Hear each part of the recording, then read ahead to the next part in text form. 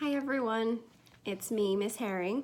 I'm going to be reading the chapter The Marvelous Ears from the BFG. Back in the cave, the big friendly giant sat Sophie down once again on the enormous table. "Is you quite snugly there in your nightie?" he asked. "You isn't friggy cold?" "I'm fine," Sophie said. "I cannot help thinking," said the BFG, "about your poor mother and father. By now they must be jipping and scumping all over the house shouting, 'Hello, hello, where is Sophie gone?'" "I don't have a mother and father," Sophie said. "They both died when I was a baby." "Oh, you poor little scrumplet," cried the BFG. "Is you not missing them very badly?" "Not really," Sophie said, "because I never knew them." "You is making me sad," the BFG said, rubbing his eyes. "Don't be sad," Sophie said. "No one is going to be worrying too much about me. That place you took me from was the village orphanage. We're all orphans in there." "You is an orphan?" "Yes." "How many is there in there?" 10 of us, Sophie said, all little girls. "Was you happy there?" the BFG asked. "I hated it," Sophie said. "The woman who ran it was called Mrs. Clonkers, and if she caught you breaking any of the rules, like getting out of bed at night or not folding up your clothes, you got punished." "How is you getting punished?" "She locked us in the dark cellar for a day and a night without anything to eat or drink." "The rotten old rot-rasper," cried the BFG. "It was horrid," Sophie said. "We used to dread it. There were rats down there. We could hear them creeping about." "The filthy old fizz-wiggler," shouted the BFG. "That is the horridest thing I is hearing for years. You is making me sadder than ever." All at once, a huge tear that would have filled a bucket rolled down one of the BFG's cheeks and fell with a splash on the floor. It made quite a puddle. Sophie watched with astonishment. "What a strange and moody creature this is," she thought. "One moment he's telling me my head is full of squashed flies, and the next moment his heart is melting for me because Mrs. Clonkers locks us in the cellar." "The thing that worries me," Sophie said, "is having to stay in this dreadful place for the rest of my life. The orphanage was pretty awful, but I wouldn't have been there forever, would I?" "All is my fault," the BFG said. "I is the one who kid-snatched you." Yet another enormous tear welled from his eye and splashed onto the floor. "Now I come to think of it, I won't actually be here all that long," Sophie said. "I is afraid you will," the BFG said. "No, I won't," Sophie said. "Those brutes out there are bound to catch me sooner or later and have me for tea." "I is never letting that happen," the BFG said. For a few moments the cave was silent. Then Sophie said, "May I ask you a question?" The BFG wiped the tears from his eyes with the back of his hand and gave Sophie a long, thoughtful stare. "Shoot away," he said. "Would you please tell me what you were doing in our village last night? Why were you poking that long trumpet thing into the Gucci children's bedroom and then blowing through it?" "Aha!" cried the BFG, sitting up suddenly in his chair. "Now he is getting nosier than a Parker." "And the suitcase you were carrying?" Sophie said. "What on earth was that all about?" The BFG stared suspiciously at the small girl sitting cross-legged on the table. "You is asking me to tell you whoopsie big secrets," he said. "Secrets that nobody is ever hearing before?" "I won't tell a soul," Sophie said. "I swear it." "How could I anyway? I'm stuck here for the rest of my life." "You could be telling the other giants." "No, I couldn't," Sophie said. "You told me they would eat me up the moment they saw me." "And so they would," said the BFG. "You is a human being, and human beings is like straw bunkles and cream to those giants." "If they're going to eat me the moment they see me, then I wouldn't have time to tell them anything, would I?" Sophie said. "You wouldn't," said the BFG.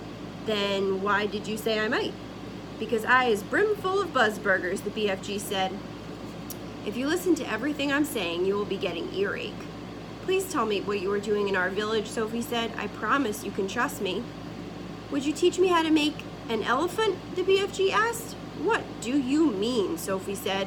"I would dearly love to have an elephant to ride on," the BFG said dreamily. "I would so much love to have a jumbly big elephant and go riding through green forests picking peachy fruits off the trees all day long. This is a sizzling hot muck-frumping country we is living in. Nothing grows in it except snozcumbers. I would love to go somewhere else and pick peachy fruits in the early morning from the back of an elephant." Sophie was quite moved by this curious statement. "Perhaps one day we will get you an elephant," she said, "and peachy fruits as well. Now tell me what you were doing in our village."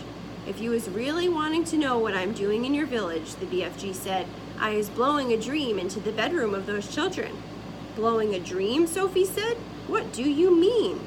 "I is a dream-blowing giant," the BFG said. "When all the other giants is galloping off every what way in which to swallow human beings, I is scuttling away to other places to blow dreams into the bedrooms of sleeping children.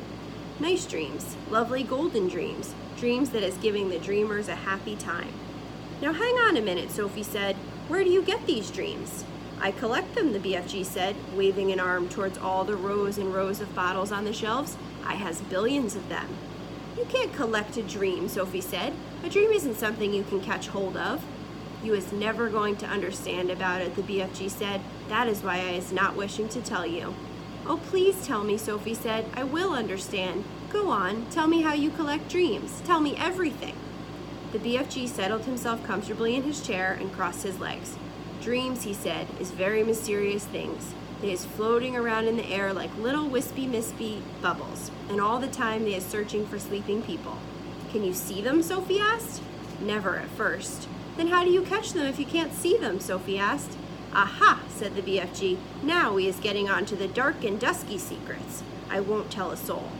I is trusting you, the BFG said. He closed his eyes and sat quite still for a moment while Sophie waited. A dream, he said, as it goes whiffling through the night air, is making a tiny little buzzing humming noise. But this little buzzy hum is so silvery soft, it is impossible for a human being to be hearing it. Can you hear it, Sophie asked. The BFG pointed up at his enormous truck wheel ears, which he now began to move in and out. He performed this exercise proudly with a little proud smile on his face. Is you seeing these, he asked. How could I miss them, Sophie said. They maybe is looking a bit preposterous to you, the BFG said, but you must believe me when I say they is very extra usual ears indeed. They is not to be coughed at. I'm quite sure they're not, Sophie said. They is allowing me to hear absolutely every single twiddly little thing. You mean you can hear things I can't hear, Sophie said. You is deaf as a dumpling compared with me, cried the BFG. You is hearing only thumping loud noises with those little earwigs of yours, but I am hearing all the secret whisperings of the world. Such as what? Sophie asked. In your country, he said, I is hearing the footsteps of a ladybird as she goes walking across a leaf. Honestly, Sophie said, beginning to be impressed. What's more, I is hearing those footsteps very loud, the BFG said. When a ladybird is walking across a leaf, I is hearing her feet going clumpity clumpity clump like giant's footsteps. Good gracious me, Sophie said. What else can you hear? I is hearing the little ants chittering to each other as they scuttle around in the soil. You mean you can hear ants talking? Every single word, the BFG said, although I is not exactly understanding their language. Go on, Sophie said. Sometimes on a very clear night, the BFG said, and if I is swiggling my ears in the right direction, and here he swiveled his great ears upwards so they were facing the ceiling. If I is swiggling them like this and the night is very clear, I is sometimes hearing faraway music coming from the stars in the sky. A queer little shiver passed through Sophie's body. She sat very quiet, waiting for more. My ears is what told me you was watching me out of your window last night, the BFG said. But I didn't make a sound, Sophie said. I was hearing your heart beating across the road, the BFG said, loud as a drum. Go on, Sophie said, please. I can hear plants and trees. Do they talk? Sophie asked. They is not exactly talking, the BFG said, but they is making noises. For instance, if I come along and I is picking a lovely flower, if I is twisting the stem of the flower till it breaks, then the plant is screaming. I can hear it screaming and screaming very clear. You don't mean it, Sophie cried. How awful! It is screaming just like you would be screaming if someone was twisting your arm right off. Is that really true? Sophie asked. You think I is swizfiggling you? It is rather hard to believe. Then I is stopping right here, said the BFG sharply. I is not wishing to be called a fibster. Oh no, I'm not calling you anything, Sophie cried. I believe you. I do really. Please go on.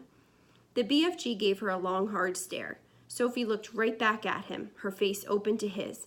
I believe you, she said softly. She had offended him. She could see that. I wouldn't ever be fibbling to you, he said. I know you wouldn't, Sophie said, but you must understand that it isn't easy to believe such amazing things straight away. I understand that, the BFG said. So do please forgive me and go on, she said. He waited a while longer, and then he said, it is the same with trees as it is with flowers. If I is chopping an axe into the trunk of a big tree, I is hearing a terrible sound coming from inside the heart of the tree. What sort of sound? Sophie asked. A soft moaning sound, the BFG said. It is like the sound of an old man when he is dying slowly. He paused. The cave was very silent. Trees is living and growing just like you and me, he said. They is alive. So is plants. He was sitting very straight in his chair now, his hands clasped tightly together in front of him. His face was bright, his eyes round and bright as 2 stars. Such wonderful and terrible sounds I is hearing, he said. Some of them you would never wish to be hearing yourself, but some is like glorious music. He seemed almost to be transfigured by the excitement of his thoughts. His face was beautiful in its blaze of emotions. Tell me some more about them, Sophie said quietly. You just ought to be hearing the little miceies talking, he said. Little miceies is always talking to each other, and I is hearing them as loud as my own voice. What do they say? Sophie asked. Only the mices know that, he said. Spiders is also talking a great deal. You might not be thinking it, but spiders is the most tremendous natterboxes, and when they is spinning their webs, they is singing all the time. They is singing sweeter than a nightingale. What else do you hear? Sophie asked. One of the biggest chat bags is the cattle piddlers, the BFG said. What do they say? They is arguing all the time about who's going to be the prettiest buttery fly. That is all they is ever talking about. Is there a dream floating around in here now? Sophie asked. The BFG moved his great ears this way and that, listening intently. He shook his head. There is no dream in here, he said, except in the bottles. I has a special place to go for catching dreams. They is not often coming to Giant Country. How do you catch them? The same way you is catching butterflies, the BFG answered, with a net. He stood up and crossed over to a corner of the cave where a pole was leaning against the wall. The pole was about 30 feet long and there was a net on the end of it. Here is the dream catcher, he said, grasping the pole in one hand. Every morning I is going out and snitching new dreams to put in my bottles. Suddenly he seemed to lose interest in the conversation. I is getting hungry, he said. It is time for eats.